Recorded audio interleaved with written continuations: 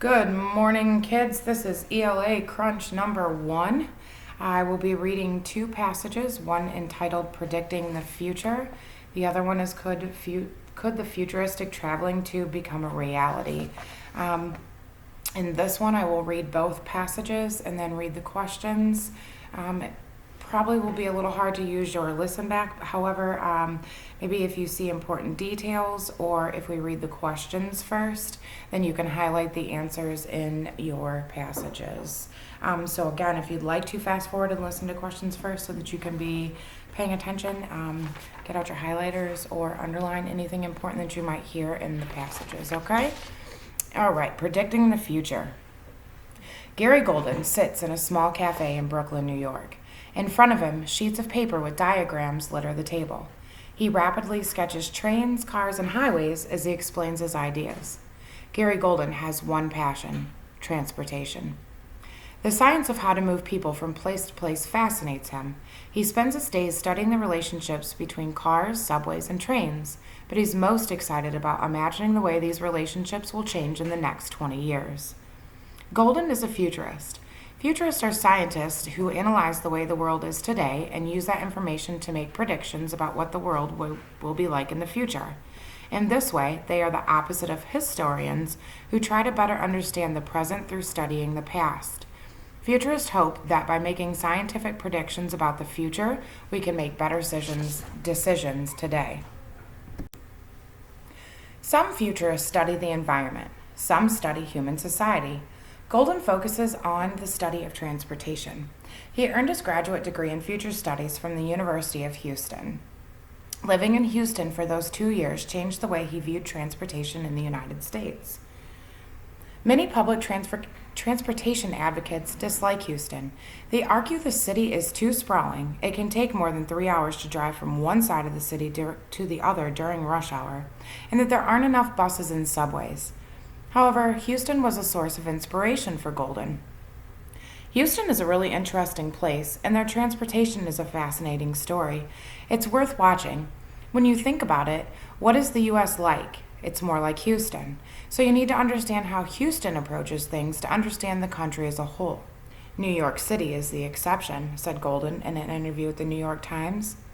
Golden points out that people in New York City own fewer cars and walk much more than anywhere else in the United States. It's a unique environment, says Golden, very different from the rest of the country. However, Golden believes American cities will become more similar to New York City in several ways over the next 20 years. He sees a trend toward fewer cars in the future. He explains, cities have a cost of car ownership that is a challenge.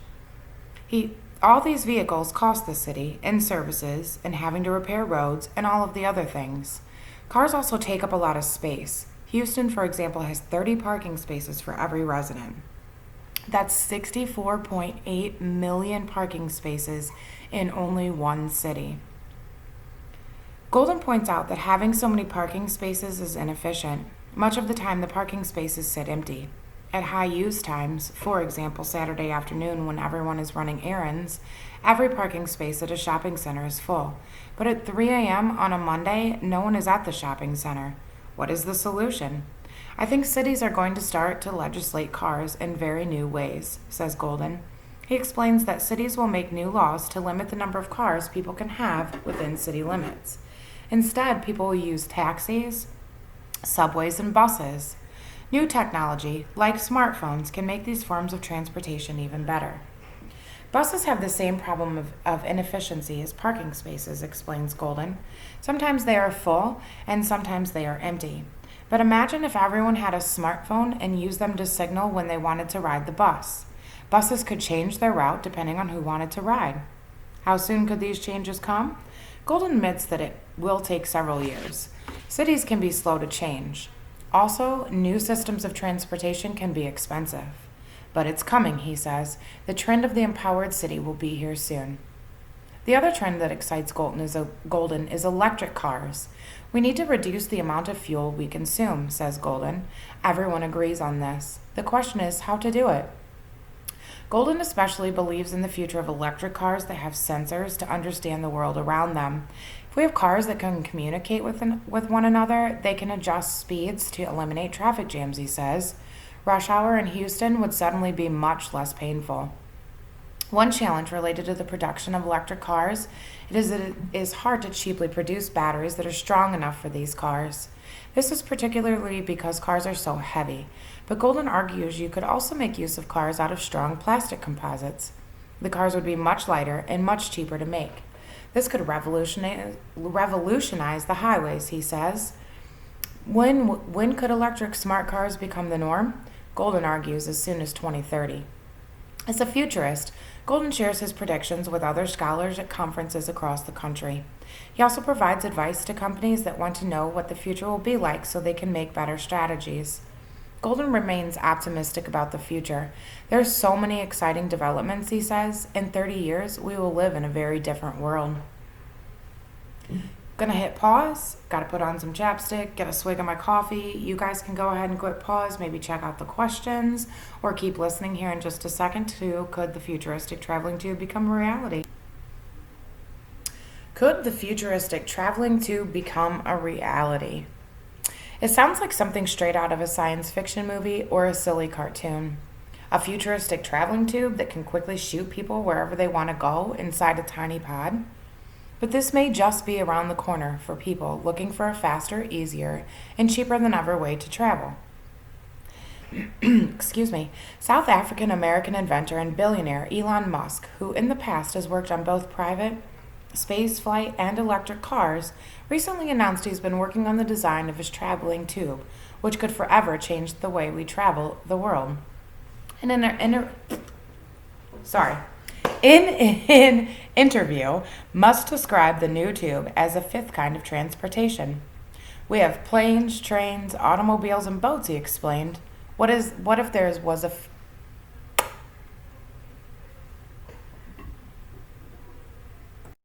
Okay, I'm going to start rereading where it says we have planes, trains, automobiles, and boats, he explained. What if there was a fifth mode? I have a name for it. It's called the Hyperloop. The Hyperloop would have the power to cut back on travel time between major cities like Los Angeles and San Francisco, which is what inspired Musk to design the Hyperloop in the first place. Musk stated in an interview that he actually came up with the idea for the Hyperloop while thinking about the train that takes people between Los Angeles and San Francisco.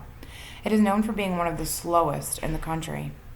The system I have in mind can never crash. It is immune to weather. It goes 3 or 4 times faster than the bullet train. It goes an average speed of twice what an aircraft would do, explained Musk.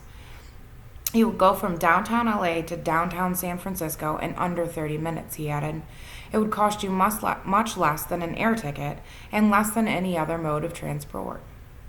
People using the Hyperloop would shoot around in pods, which are each just over 6.5 feet across, and the pods would travel through tubes located either above, ground, or underwater, though Musk has not yet released his final design drawings. Additionally, Musk believes the Hyperloop could be completely powered by the sun, making it more environmentally friendly than cars, airplanes, or train systems. Someday, it could possibly move people between the east and west coast in the United States in less than an hour, which is faster than any other mode of transportation that exists. Eventually, the Hyperloop would be able to move people around the world. The Hyperloop could even run 24/7, be cheap, and allow people to travel on their own schedule. People could show up at the Hyperloop station whenever they want and be quickly sent on their way. Musk is not the first person outside of science fiction novelists to dream up vacuum tube technology for moving people. The idea has been around for some time, and inventors in other countries, including China, are reportedly working on similar technology. Okay, so your first question states, again, remember to pause in between questions if you need to take a second. Make sure you guys are using your look-back strategies, rereading strategies, et cetera, et cetera, et cetera. Number one, many public transportation advocates dislike Houston. They argue the city is too sprawling. It can take more than 3 hours to drive from one side of the city to the other during rush hour, and that there aren't enough buses and subways. Read the following sentence from Predicting the Future. Use context clues to determine the meaning of the word sprawling. Again, let me reread the statement. Many public transportation advocates dislike Houston. They argue the city is too sprawling.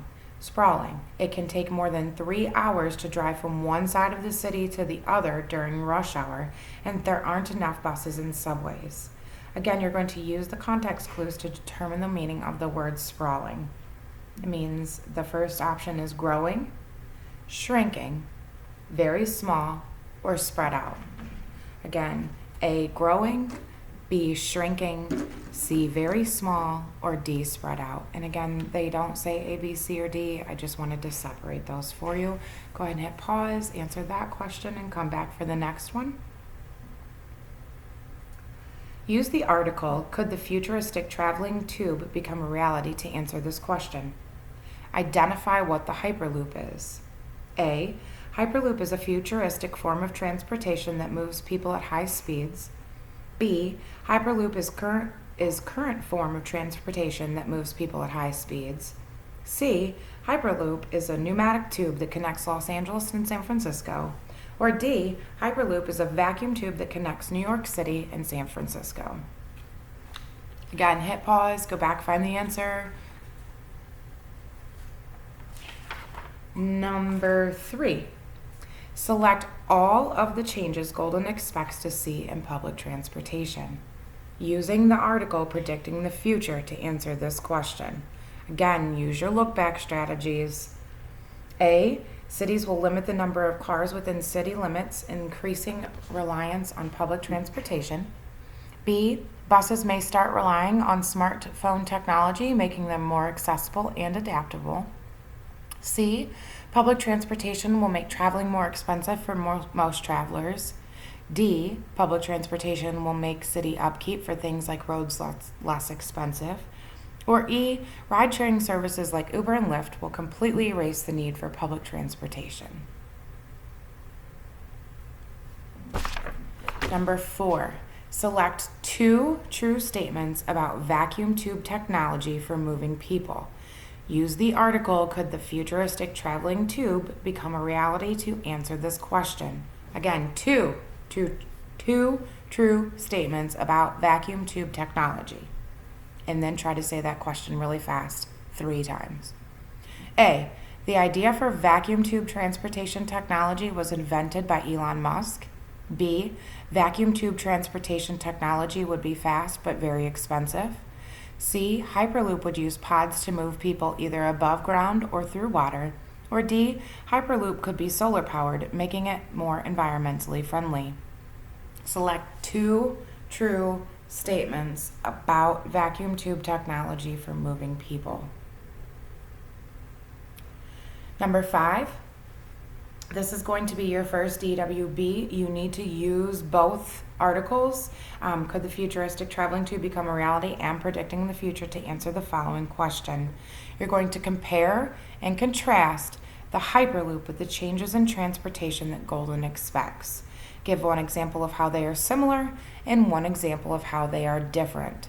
Set up your DWB, compare and contrast the Hyperloop with the changes in transportation that Golden expects. Give 1 example of how they are similar and 1 example of how they are different. And last but not least, again, make sure you hit pause, make sure you're citing evidence from your text, use both of them. And in the last one, you're going to need to use both text again to answer the question. Infer what Golden might think about the Hyperloop. Use 1 piece of evidence from both texts to support your answer. In other words, you need to take a piece of information from one text, a fact from one, and a fact from the other, and combine it. Do not forget to do your DWB. We're 8th graders now. I expect at least 5 sentences. Life goals is 8 by the end of the year. So 2 5-sentence paragraphs, please. 1 for inferring what Golden might think about the Hyperloop. Use 1 piece of evidence from both texts to support your answer. And the other one was to compare and contrast the Hyperloop with the changes in transportation that Golden expects. Give 1 example of how they are similar and 1 example of how they are different. 5 sentences, you guys can do it. I believe in you. Just use your strategies from last year. We'll keep coming up with new ones this year. make sure that you go back, reread. Hopefully we highlighted some things, maybe some interesting points, maybe some words that we didn't understand. And I think that that's all I've got today. So you guys have a great day. I hope we ace this first ELA Crunch number 1, and I will see you guys soon.